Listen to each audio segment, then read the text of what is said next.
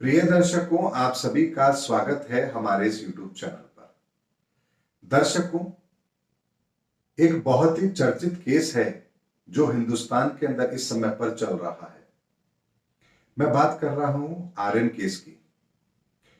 NCB ने ship के अंदर कुछ लोगों को पकड़ा जिसमें आर्यन शामिल है। आर्यन कौन है आप सब लोग जानते हैं, लेकिन यह मुद्दा अब कुछ अलग तरह का रूप लेता हुआ नजर आ रहा है। और इसके अंदर जो जांच अधिकारी हैं एनसीबी के, समीर वानखड़े, उनको लेकर के भी कुछ अलग तरह की धारणाएं बन रही हैं। आज इस वीडियो के अंदर मैं आपको एस्ट्रोलॉजिकल कुछ ऐसी बात बता रहा हूं जो आपको यह समझने में मदद करेगा कि क्यों इस तरह के केस होते हैं और इनके पीछे की हकीकत क्या होती है और हमें इन्हें किस रूप में लेना चाहिए। दर्शकों, सबसे पहले एक बात को समझते हैं। जब भी ब्रह्मांड के अंदर बृहस्पति अपनी नीच राशि में होते हैं और यदि वो वक्री भी हो तो उस समय पर संसार में कुछ ऐसी घटनाएं अवश्य होती हैं जब हमारा विवेक काम नहीं करता है और हम कुछ ऐसी परिस्थितियों का निर्माण कर बैठते हैं जिसकी वजह से हमारी पद प्रतिष्ठा को नुकसान पहुंचता है। और आर्यन के साथ भी यही हुआ है, क्योंकि बृहस्पति के नीच होने के कारण से और उनके वक्री होने के कारण से ऐसी घटनाओं का निर्माण अवश्य होता है। लेकिन इस समय पर जो लोग नियम कायदे तोड़ करके कुछ इधर उधर कुछ करने की कोशिश करते हैं वही लोग परेशान होते हैं। यदि आप इस समय पर धैर्य रखेंगे, शांति रखेंगे, तो किसी भी तरह के कोई नकारात्मक परिणाम आपको देखने को नहीं मिलते हैं। ऐसे में यदि यह कहा जाए कि इस तरह की पार्टियां क्या पहले नहीं होती थी, तो जवाब होगा पहले भी होती होंगी, लेकिन तब लोग नहीं पकड़े गए। इस समय क्यों पकड़े गए? क्योंकि ब्रह्मांड के अंदर परिस्थितियां ऐसी बन रही थी कि जो जरा सा गलत करेगा उसे उसका परिणाम देखने को अवश्य मिलेगा, और यही हुआ भी है। अब जब इतने बड़े सेलिब्रिटी का कोई बच्चा है जो कि इस केस में पकड़ में आया है, तो मुद्दा तो बनता ही है, क्योंकि न्यूज़पेपर को भी कुछ खबरें छापने के लिए अवश्य चाहिए, क्योंकि न्यूज चैनल की टीआरपी भी बनती है। प्रिंट मीडिया है, उन्हें भी कुछ मैसेज तो चाहिए लोगों को देने के लिए, क्योंकि उनका न्यूज़पेपर बिकता है। ऐसे में मीडिया ट्रायल हमेशा होता आया है और आगे भी होता रहेगा, क्योंकि हमें भी मसालेदार खबर पढ़ने की आदत है। लेकिन ऐसे में एक बात को समझना है, जो एनसीबी के अंदर मुंबई के जोनल डायरेक्टर हैं समीर वानखड़े, जो कि 2008 के आईएएस अधिकारी हैं, उनके संदर्भ में आप लोगों को शायद पता हो या ना हो, लेकिन वो एक सख्त मिजाज के व्यक्ति हैं और पूरी ईमानदारी से काम करने वाले व्यक्ति भी हैं। ऐसे में जब जो व्यक्ति 2011 के अंदर वर्ल्ड कप जीत के आ रही टीम के गोल्ड कप को भी कस्टम की ड्यूटी चुकाने के बाद छोड़े, उस आदमी की ईमानदारी को आप समझ सकते हैं कि वो किस तरह का व्यक्ति है। ऐसे में जब इतना बड़ा केस उन्होंने हाथ में लिया है और जब जमानत भी नहीं हो पा रही है, तो कुछ लोगों का इस तरह का वक्तव्य देना, जांच प्रभावित हो रही है, पॉलिटिकल इसमें कुछ इन्वॉल्वमेंट हो रही है, इस तरह की घटनाओं का होना स्वाभाविक सी बात है। लेकिन हमें एक बात समझनी चाहिए कि जब बृहस्पति के कारण से ऐसी चीजें होती हैं तो उनका समाधान भी जब तक बृहस्पति ठीक नहीं होंगे तब तक नहीं होगा। ऐसे में 20 नवंबर के बाद में जब बृहस्पति अपनी नीच राशि से बाहर निकलेंगे, तभी इस केस के अंदर कुछ सच्चाई हमारे सामने आएगी। इसकी जांच भी सही दिशा में तभी होगी, क्योंकि पॉलिटिकल इन्वॉल्वमेंट इस समय पर इस केस में है, सेलिब्रिटी की पावर इस समय पर इसमें इन्वॉल्वमेंट है, और चूंकि हाई प्रोफाइल केस है, ऐसे में इस केस का कुछ अलग तरह का रूप लेना यह स्वाभाविक सी बात है और हम सब ये देखते भी आ रहे हैं। चाहे अरविंद गोस्वामी का केस हो, सुशांत सिंह राजपूत का केस हो, ऐसा हमेशा होता आया है। और जब भी कुछ जांच होती है तो एक पक्ष ये जरूर बोलेगा कि ये सही हो रहा है और दूसरा पक्ष ये जरूर बोलेगा कि इसमें राजनीति हो रही है। अगर आपको ध्यान हो, अमित शाह को गुजरात में गिरफ्तार किया गया जब कांग्रेस की सेंट्रल में गवर्नमेंट थी, तब बीजेपी ने कहा था कि यह दुर्भावना से हो रहा है। लेकिन जब वाड्रा के ऊपर केस होता है तो कांग्रेस बोलती है कि दुर्भावना से हो रहा है और भारतीय जनता पार्टी बोलती है कि कानून अपना काम कर रहा है।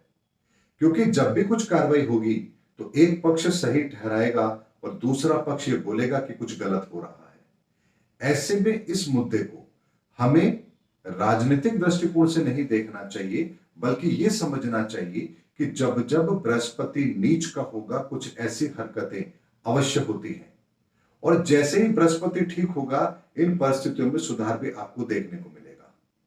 ऐसे में जो लोग राजनीति करते हैं उन्हें अपनी राजनीति करते देना चाहिए।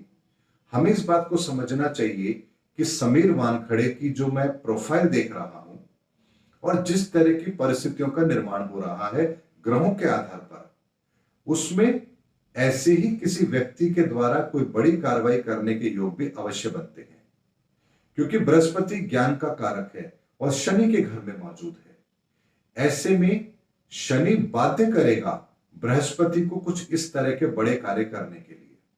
और किन पर कार्रवाई होगी? जो लोग गलत कर रहे होंगे उन पर ही कार्रवाई अवश्य होगी। तो ग्रहों की जो परिस्थिति मैं देख रहा हूं उसके आधार पर किसी ईमानदार अधिकारी के किसी ऐसे बड़े एक्शन के कारण से कोई ऐसा व्यक्ति पकड़ में आए जो उस समय पर थोड़े समय के लिए अगर हम बात करेंगे तो गलत अवश्य साबित हो रहा है, तो ऐसी परिस्थितियों का निर्माण अवश्य होता है।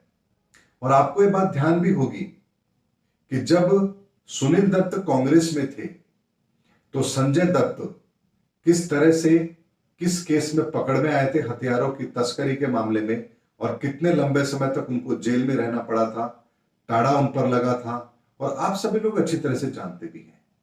ऐसे में जब कानून अपना काम करता है तो उसे अपना काम करने देना चाहिए। मीडिया ट्रायल भी होता है, उसे होने दीजिए, क्योंकि वो उनका धंधा है, उनकी रोजी रोटी है। लेकिन ऐसे में एक एस्ट्रोलॉजर होने के नाते मैं आप लोगों के सामने बात अवश्य रखूंगा, और ये बात भी मैं आप लोगों के सामने इसलिए रख रहा हूं क्योंकि बहुत से लोग मुझे रोज कमेंट्स करते हैं कि इस विषय पर आप कुछ नहीं कह रहे हैं। तो मैं आपको एस्ट्रोलॉजिकल वो बात आपके सामने रख रहा हूं कि जब भी ब्रह्मांड में बृहस्पति की इस तरह की परिस्थितियां बनती हैं, इस तरह के केसेस हमारे सामने अवश्य आते हैं। और ये तब तब होगा जब जब बृहस्पति ऐसी परिस्थिति में होगा। ठीक 12 साल के बाद में जब दोबारा से बृहस्पति मकर राशि में आएगा, फिर आप कोई ऐसी घटना जरूर देखेंगे। जब जब बृहस्पति वक्री होता है, जो कि हर साल कुछ समय के लिए होता है, तो हम कुछ इस तरह की घटनाएं देखते हैं। और जब नीच राशि में वक्री होता है तो कुछ सेलिब्रिटी या बड़े लोग इस तरह से पकड़ में आते हैं, चाहे फिर वो संजय दत्त हो या फिर आर्यन हो। ऐसी घटनाओं का निर्माण अवश्य होता है। इसीलिए जब भी ब्रह्मांड के अंदर बृहस्पति अपनी नीच राशि में हो और वक्री हो, उस समय हमें हर गैर कानूनी काम से अपने आप को दूर रखना चाहिए। हर ऐसी परिस्थिति से हमको अपने आप को दूर रखना चाहिए जो हमारी पद प्रतिष्ठा को नुकसान पहुंचा सकती हो। मौज मस्ती से दूर रखकर सादगी के साथ उस समय को बिताना चाहिए। यही ग्रहों की परिस्थिति हमें समझाती भी है। इसीलिए एस्ट्रोलॉजी का बहुत बड़ा फायदा हमें क्यों मिलता है, क्योंकि जब परिस्थितियां खराब हो तो हमें अपने आचरण पर कुछ अंकुश भी अवश्य लगाना चाहिए। यदि ये करने में हम कामयाब हो जाते हैं तो फिर उस समय बन रही परिस्थितियों का नुकसान हमें नहीं होता है। उम्मीद करता हूं दर्शकों, मैंने इस वीडियो के अंदर आपको एक विशुद्ध विश्लेषण दिया है एस्ट्रोलॉजी का, और यह बताने का प्रयास किया है कि इसमें हमें राजनीति करने वालों को राजनीति करने देने दीजिए, जो लोग न्यूज कवर कर रहे हैं उन्हें न्यूज कवर करने दीजिए, जिन लोगों को यूट्यूब पर वीडियोस बनाने हैं इस पर उन्हें बनाने दीजिए। ये सब अपना अपना काम कर रहे हैं, मैं भी अपना कार्य कर रहा हूं। इसीलिए आप लोगों को एक एस्ट्रोलॉजिकल वो दिखाने का प्रयास कर रहा हूं जो हकीकत है, और ऐसा हमेशा होता आया है और आगे भी होता रहेगा जब जब ग्रहों की परिस्थितियां खराब होंगी। यही कारण है कि हमारे द्वारा किए गए कार्यों के परिणाम कभी हमारे पक्ष में होते हैं और कभी हमारे अगेंस्ट होते हैं।